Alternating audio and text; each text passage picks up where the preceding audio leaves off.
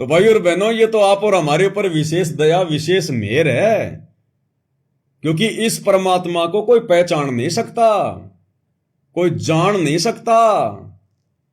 4 युग बीत गए, ये चौथा युग चल रहा है। क्या आज तक किसी ने इस परमात्मा को पहचाना? जब जब ये सतगुरु रूप में आए, संत रूप में आए, ये तो हमेशा संत रूप में आते हैं, सतगुरु रूप में आते हैं। क्या सतयुग में किसी ने पहचाना कि ये जो सतसुकृत है, जो ऋषि जी हैं, ये कबीर भगवान है? किसी ने नहीं पहचाना, अन्यथा 2-4 को तो सतलोक भेज ही देते। जब त्रेता युग में आए मुनिंद्र रूप में, तो हनुमान जैसे नहीं पहचान पाए, कोई नहीं पहचान पाया कि ये कबीर भगवान हो सकता है। द्वापर में आए करुणामय रूप में, सुदर्शन जैसा भी विश्वास नहीं कर पाया कि यही कबीर भगवान होगा, जबकि शतलोक दिखा दिया था। केवल एक ऋषि माना, अपना गुरु माना। 650 साल पहले आए, 64 के 64 लाख फैल। दुनिया वाले तो मानेंगे कहां? जिन 64 लाख को दीक्षा देके अपना शिष्य बनाया, वो भी नहीं मान पाए। पंडित रामानंद, जिसको शतलोक दिखाया, वो भी नहीं स्वीकार कर पाया।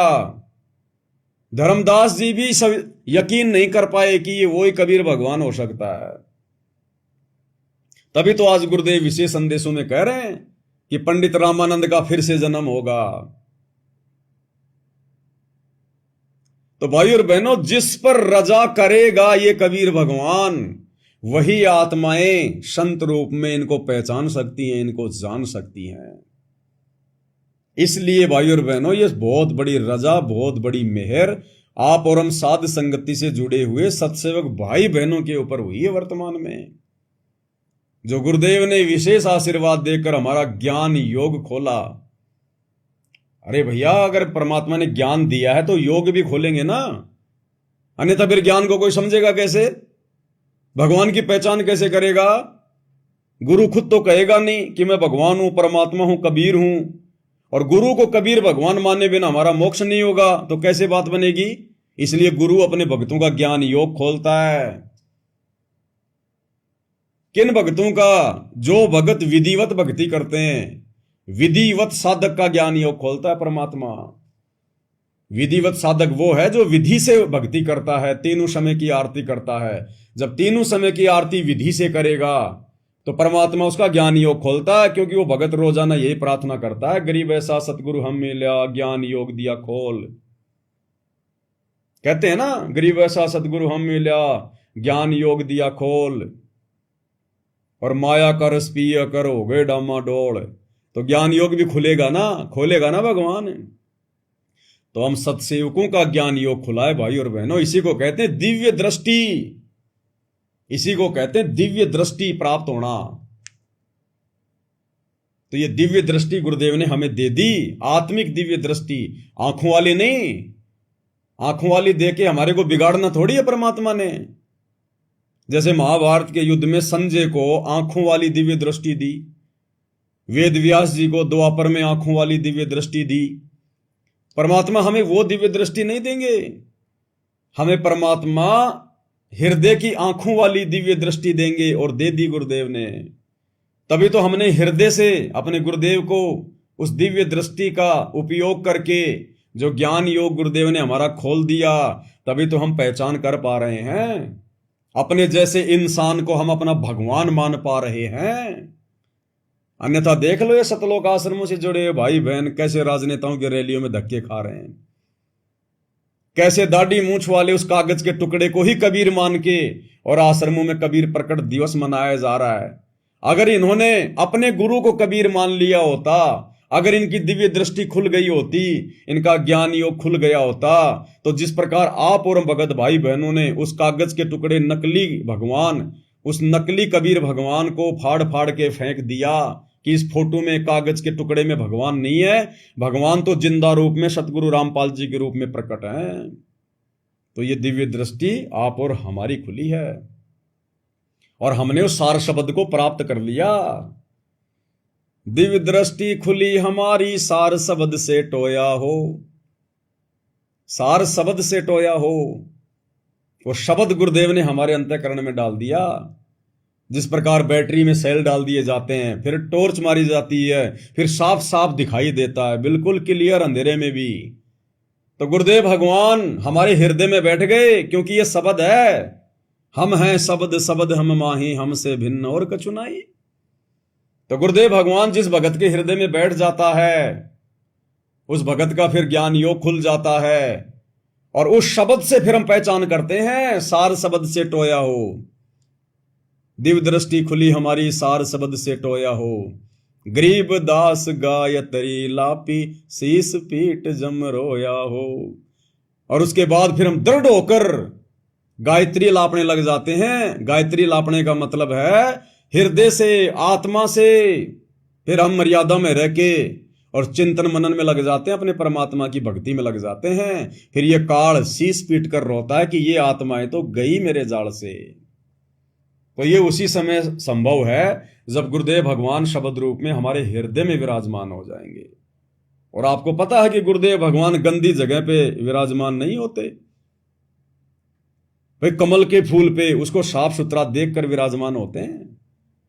तो जब तक हमारा हृदय अंदर से मैला होगा, दोगला होगा, जब तक हम पतिव्रता पद पे नहीं आएंगे, अपने गुरुजी को एक संत मानेंगे और कागज के टुकड़े को भगवान मानेंगे, गरीबदास जी का भी बोध दिवस मनाएंगे, राजनेताओं की रैलियों में भी धक्के खाएंगे, वो राजनेता सबको यूं यूं करके आशीर्वाद दे रहा है और भगत वहां आशीर्वाद ले रहे हैं, लड़कियों का घाघरा डांस देख रहे हैं वहां पर नकली कबीर पंथियों की जयंती सिरसा में, तो अंदर तो कूड़ा करकट भरा हुआ है, गंदगी भरी हुई है, विचार मैले हैं, अभी काल का परिवेश है, अभी तो दिल में काल बैठा है। तो जब तक काल बैठा भाई, सतगुरु कैसे बैठेगा शब्द रूप में? इसलिए इन आश्रम वालों को अभी सार शब्द की प्राप्ति नहीं हुई है, और आप और हमारे को गुरुदेव ने सार शब्द की प्राप्ति भी करवा दी है। यानी गुरुदेव अपनी पहचान जिस आत्मा को करवा देगा, और जो आत्मा गुरु को भगवान मान के तन मन धन से समर्पित हो जाएगी, समझो उस आत्मा को सार शब्द मिल गया। अरे यही तो है, गुरु को कबीर माने बिना मोक्ष नहीं हो सकता, और जिसने गुरु को कबीर मान लिया तो गुरु के विशेष आशीर्वाद बिना यह संभव नहीं है। जिस पर असीम रजा होगी गुरुदेव की वही तो मानेगा, और जिसने गुरु को कबीर भगवान मान लिया तो बताओ फिर किसी और के लिए जगह नहीं है उसके दिल में है? और फिर वो आत्मा फिर अपने आत्म कल्याण के लिए कभी सौपन में भी मर्यादा नहीं तोड़ेगी, तो उसके हृदय में फिर परमात्मा बैठ जाता है। गुरु भगता मम आत्म सोई, वाके हृदय रहूं समोई। इसलिए भाई और बहनों, जो परमात्मा कमल के फूल पर प्रकट होने के लिए भी साफ सफाई देखता है, तो वो परमात्मा 8 सितंबर 1951 को आप और हमारी जैसी एक इस काल लोक की जीव इंद्रो माई, खैर हम उसको माई तो नहीं कह सकते, वो तो एक भूमिका की है। जैसे हम आदरणीय राम देवानंद जी को अपना गुरु नहीं कह सकते क्योंकि हमारे गुरु सतगुरु रामपाल जी हैं, इसी प्रकार हम भगतमती इंद्रो को माई नहीं कह सकते क्योंकि हमारी माई तो हमारा सतगुरु है। सतगुरु माई बाप हैं, सतगुरु भाई बंद, हम उसको माई नहीं कह सकते। वो तो जुबान पे शब्द आ जाता है, बाकी हम उनको माई नहीं कह सकते। हम और वे तो एक ही कैटेगरी में हैं। वो भी परमात्मा की आत्मा सतगुरु रामपाल जी की, मां की तो केवल एक भूमिका निभाई है, परमात्मा ने निमित्त बनाया है, अन्यथा आप और हमारे जैसे ही हैं सब। इसलिए भाई और बहनों, कैसे ये कबीर भगवान 8 सितंबर 1951 को जेल में लिपट कर जन्म लेकर आएंगे, ये संकेत होते हैं, और ये संकेत समझने के लिए साध संगतियों की आवश्यकता पड़ती है। इसलिए परमेश्वर हमें वर्तमान में इस कदर तैयार कर रहे हैं कि गुरुदेव भगवान के सतलोक जाने के बाद आत्माओं को भ्रमणे भटकने की जरूरत ना पड़े। इसलिए परमात्मा दिन रात एक करके ये ज्ञान दे रहे हैं कि मेरे सतलोक जाने के बाद इन आत्माओं को कहीं भी हांडने की जरूरत ना पड़े, धक्के खाने की जरूरत ना पड़े। तो इस सत्संग में जो अभी आप सुनेंगे, इसमें गुरुदेव भगवान कह रहे हैं कि जब ये दास सतलोक जाएगा, ऐसी व्यवस्था करके जाएंगे, आपने कितने हांडने की जरूरत ही नहीं पड़ेगी। अज्ञान नाम की कोई चीज नहीं रहेगी, आपको कोई भ्रमित करने वाला नहीं रहेगा, काल का दूत। और गुरुदेव कह रहे हैं ये ज्ञान तो केवल इसलिए सुनाना पड़ रहा है ताकि कोई आपको भ्रमित ना कर दे, और आपको ऐसे रंग में रंग दिया जाएगा जैसे सत्सेवक भाई बहनों को रंग दिया गया है गुरुदेव ने अपने विशेष आशीर्वाद से। आप और हम किसी के तोड़ने से नहीं टूट सकते, डगमग करने से डगमग नहीं हो सकते। हमारे दिल में, हमारे हृदय में, हमारी आत्मा में सतगुरु रामपाल जी भगवान बैठ गए पति परमेश्वर के रूप में, कोई निकाल नहीं सकता। अब हमारी स्थिति साथ संगति से जुड़े हुए भाई बहनों की उस सूरदास की तरह हो गई है। सूरदास की कथा तो सुनी होगी ना सभी भगत भाई बहनों ने, एक बार फिर से सुनते हैं परमेश्वर के आशीर्वाद से। सूरदास की कथा सुनाई हमें गुरुदेव भगवान ने कि एक सूरदास था, एक अंधा, देखता हूं अगर होगा तो भाई और बहनों।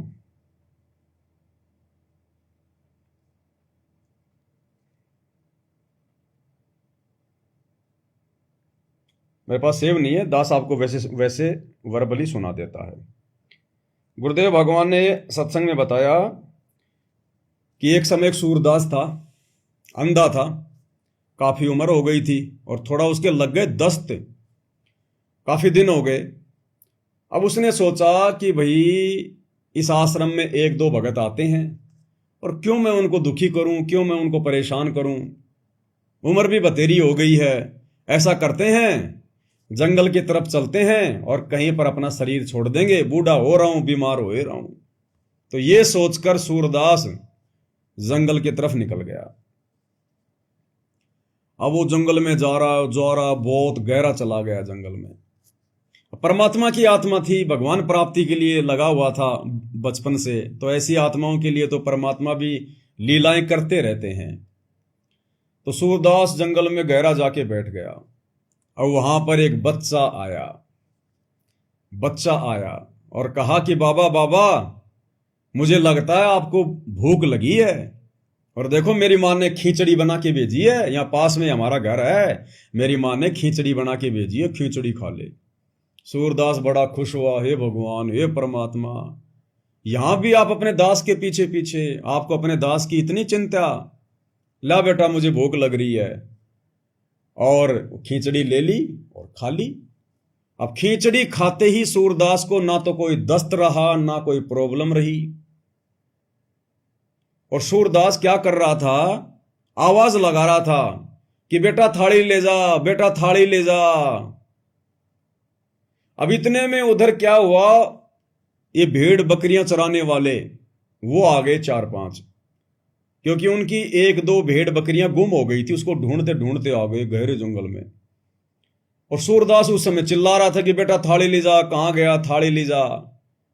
अब उन भेड़ बकरी वालों ने देखा, भाई ये क्या माजरा है, ये सूरदास यहां कैसे आ गए इतने गहरे जंगल में। वो आवाज लगा रहा था और वो भेड़ बकरी वाले बोले, सूरदास जी किसको पुकार रहे हो महात्मा जी?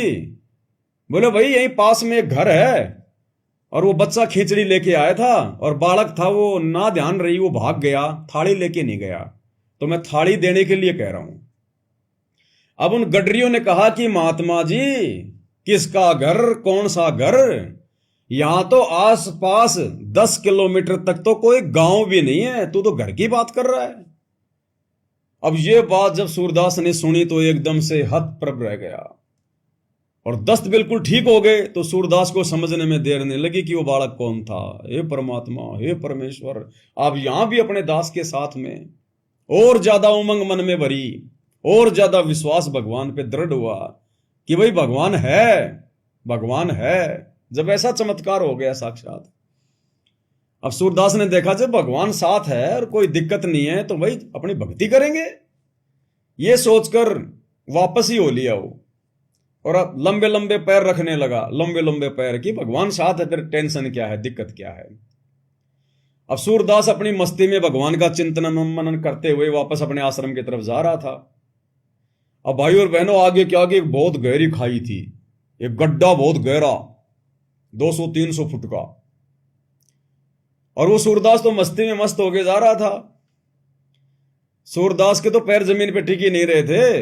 अब जैसे ही सूरदास उस गड्ढे के एंड पे पहुंचा, उसी समय पीछे से एक आदमी ने आके उसका हाथ पकड़ लिया और कहा कि सूरदास जी कहां जा रहा है, मरेगा क्या, आगे गड्ढा है गड्ढा, ये तो बहुत गहरा है, बचने की उम्मीद ही नहीं है। ये तो अच्छा हुआ मैंने तेरे को देख लिया, तेरा हाथ पकड़ लिया, नहीं तो तू तो गया था काम से।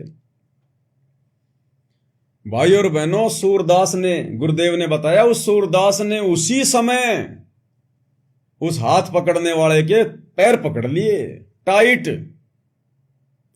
और सूरदास ने कहा कि भगवान पिछली बार तो हाथ से निकल गए, पिछली बार तो हाथ से निकल गए, अब की बार नहीं जाने दूंगा। पिछली बार कब? बालक रूप में जब परमात्मा खिचड़ी लेके आए थे, तो बोला पिछली बार तो हाथ से निकल गए, अब की बार नहीं जाने दूंगा। और वो राहगीर जो था तो परमात्मा ही लीला कर रहा था, मालिक ऐसी लीला करता भगवान। परमात्मा ने उस राहगीर के रूप में कहा, अरे भाई तू तो मेरे पैर ही पड़ गया, तू तो मेरे सिर पड़ गया, मैंने तेरे को देखा तो दौड़ के बचा लिया, तू तो मेरे सिर पड़ गया, छोड़ छोड़ मुझे छोड़। बोला नहीं नहीं भगवान, ये सूरदास एक बार धोखा खा सकता है, बार बार नहीं, अब नहीं छोड़ूं भगवान। लेकिन परमात्मा ने जबरदस्ती अपना पैर छुटवा लिया कि तू तो मेरे गले पड़ गया। अब वो सूरदास क्या बोला, भाई और बहनों, ये खाली कोई कथाएं नहीं है, मनोरंजन की बातें नहीं है, ये शिक्षा देती है बहुत गहरी गहरी। जब परमात्मा उस यात्री के रूप में पैर छुड़ाकर साइड में खड़े हो गए कि तू तो मेरे पैर ही पड़ गया जबरदस्ती, तो सूरदास ने कहा कि कमजोर समझ के पैर छुड़ा लिया, है सर्वशक्तिमान तू, कि भगवान तेरी बराबरी में क्या कर सकता हूं, तू सारी सृष्टि का मालिक, मैं 2 कोटि का जीव, तेरी मेरी क्या बराबरी जो मैं तेरे पैर पकड़ के रख सकूं। हीना जान के यानी कमजोर जान के और हाथ छुड़ा गया, पैर छुड़ा गया, है सर्वशक्तिमान तू। पर सूरदास के दिल से निकल के दिखा, जब जानो किसा भगवान तू, जब जानो किसा बलवान तू, कि मेरे दिल से निकल के दिखा दे कि तू परमात्मा नहीं है, जब जानो तू बहुत बलवान है। कहते हैं उसी समय सूरदास के ऐसे भाव देखकर, उसका विश्वास देखकर, और परमात्मा ने उसको जिस भी रूप में वो मानता था भगवान को, जिस हनुमान जी के रूप में या फिर विष्णु जी के रूप में, श्री कृष्ण जी के रूप में, जिसको भी इष्ट मान की वो पूजा करता था, इसी कबीर भगवान सतगुरु रामपाल जी ने उसी समय सूरदास को दिव्य दृष्टि भी दे दी, उसकी आंखों की रोशनी भी दे दी, और सूरदास को साक्षात दर्शन दिए परमात्मा ने। तो भाई और बहनों, जैसे सूरदास ने कहा ना कि भगवान ये सूरदास एक बार धोखा खा सकता है, दूसरी बार नहीं, और पिछली बार तो आप निकल गए, अब की बार नहीं। तो भाई और बहनों, 650 साल पहले तो भगवान हमारे हाथ से निकल गया था, हम नादान थे, अज्ञानी थे, समझ नहीं पाए, पहचान नहीं पाए गुरु रूप में आए हुए भगवान को। लेकिन अब की बार हम सूरदास की इतना गलती नहीं करेंगे। ये भगवान पता नहीं क्या क्या कहेगा अपने आप को कि मैं तो 2 कोटि का जीव हूं, मैं तो भगवान का कुत्ता हूं, संदेश वाहक हूं, परमात्मा ने मेरे को भेजा है। जैसे कह रहा था ना कि सूरदास मैं तो राह चलता हुआ आदमी हूं, अरे मेरे को तो अच्छा हुआ जो भगवान ने भेज दिया, नहीं तो तू खाई में गिर जाता, और छोड़ छोड़ छोड़, तू तो मेरे गले पड़ गया। परमात्मा होते हुए भी किस प्रकार की लीला कर रहा है, अपने आप को छुपा रहा है। वैसे ही गुरुदेव वर्तमान में अपने आप को छुपा रहे हैं कि मैं तो कबीर भगवान का भेजा हुआ हूं, मैं तो उसका दास हूं, भगवान नहीं आए तो मेरे को भेज दिया। तो आप और हमने भी भाई और बहनों, जब भगवान लीला करने में कमी नहीं छोड़ रहा, तो आप और हमने भी समझदारी में कमी नहीं छोड़नी है।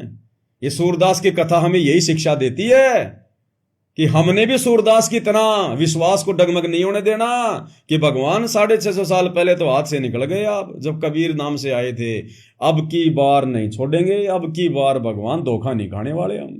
ये कलयुग की बिचली पीढ़ी है, अब की बार आपको पहचानने में कोई गफलत नहीं करेंगे हम। तो जिस प्रकार फिर बाद में परमात्मा ने उसको दर्शन देने पड़े, उसकी दिव्य दृष्टि खोली, तो इसी प्रकार भाई और बहनों, आप परम सत्सेवकों के विश्वास को देखकर, दृढ़ता को देखकर, जिन्होंने घर घर को आश्रम बना लिया, गुरु को भगवान मान लिया, भोग लगा रहे हैं, गुरु की आरती उतार रहे हैं, तो परमेश्वर ने मजबूरन आप और हमारी दिव्य दृष्टि खोलनी पड़ी। गुरुदेव ने हमारा ज्ञान योग खोलना पड़ा, हमारे हृदय में परमात्मा ने यह बात जमानी पड़ी कि हां, मैं ही तुम्हारा गुरु कबीर भगवान हूं। तब हम इतने दृढ़ होकर भक्ति कर रहे हैं, क्योंकि गुरु का आशीर्वाद पल पल हमारे शीश पर है।